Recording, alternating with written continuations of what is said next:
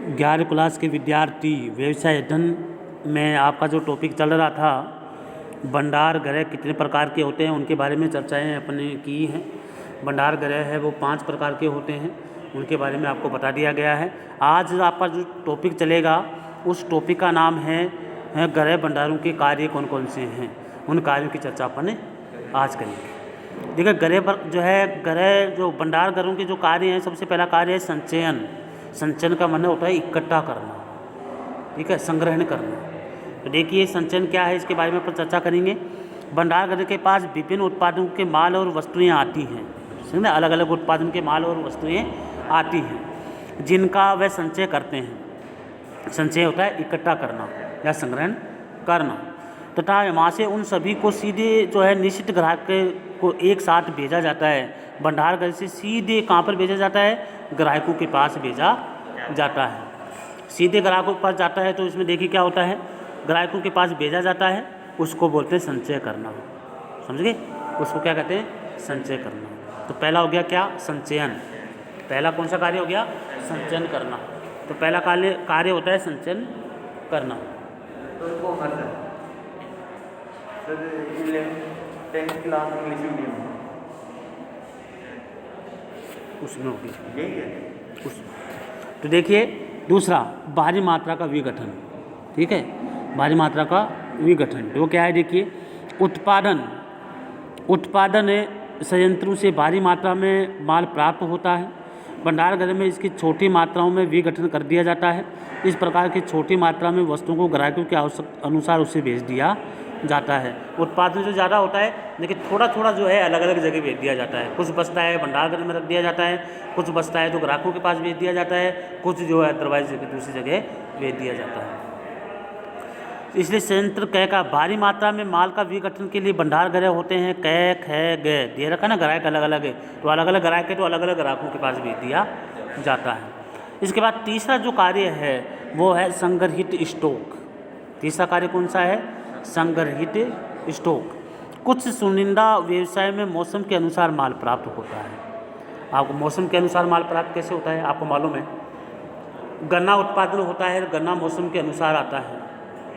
गन्ना जिसको साटा बोलते हैं वो मौसम के अनुसार आता है। अब उस गन्ने से चीनी बनाई जाती है तो मौसम के अनुसार ही मिलेगा वो, तो उसको बोलते हैं मौसमी व्यापार या मौसमी उद्योग, कि मौसम के अनुसार ही वो चलता है, ठीक है, उसको मौसमी उद्योग के नाम से जाना जाता है। तो माल जब भी बनेगा मौसम के अनुसार। तो गन्ना है वो उस मौसम में ही बनेगा, चीनी भी उसी मौसम में बनेगी जिस दिन गन्ना पक करके तैयार होगा।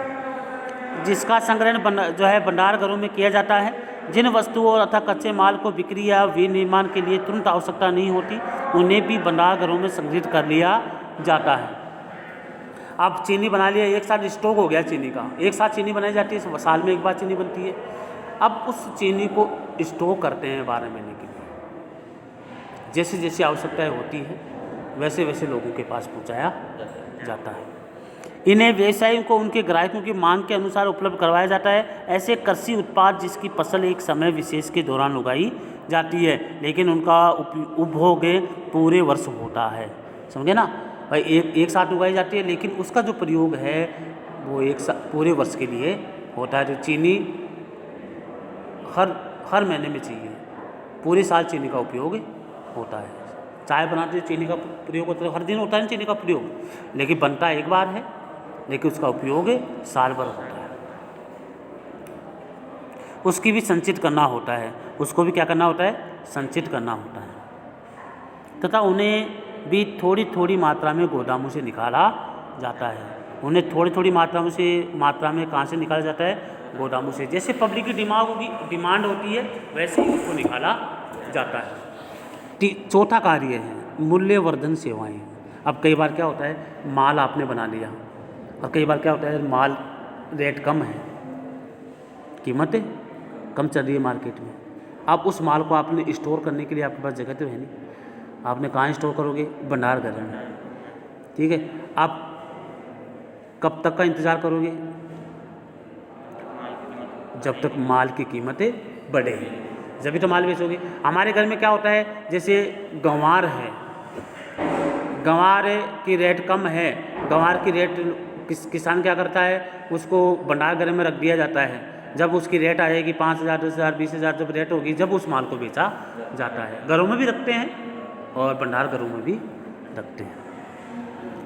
तो देखिए, भंडार गृह कुछ मूल्यवर्धन सेवाएं जैसे स्थानांतरण के पूर्व मिश्रण, पैकेजिंग या लेबलिंग आदि प्रदान करते हैं। संभावित ग्राहक जब वस्तुओं का निरीक्षण करते हैं तो वस्तु के पैकेजिंग को खोल करके उसको पुनः पैकेजिंग या लेबलिंग ली जाती है। क्यों लगाई जाती है? क्योंकि उसकी कीमतें बढ़ गई। जब कीमत बढ़ गई तो लेबलिंग को दोबारा उतारा जाएगा और दूसरी लेबलिंग लगाई जाएगी, दूसरा कवर लगाया जाएगा कि माल यहाँ से डिस्पेच हुआ है और यहाँ से इतनी तारीख तक चलेगा।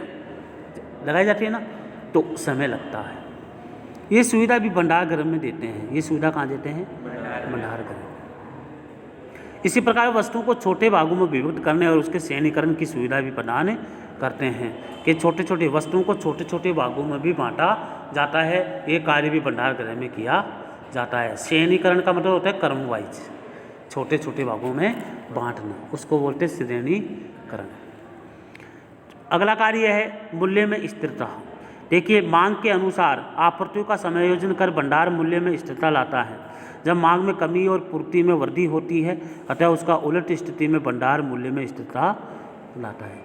जैसे माल बढ़ गया तो भंडार गृह से निकाल दिया जाता है, अगर माल घट गया तो भंडार गृह से वापस निकाला रखा जाता है कि बाद में बेचेंगे जब इसकी कीमतें बढ़ जाएगी।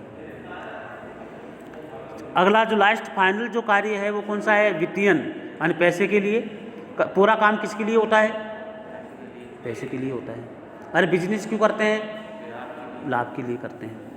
तो भंडार गृहों के स्वामी वस्तुओं की जमानत पर माल के स्वामी को अग्रिम धन प्रदान करता है।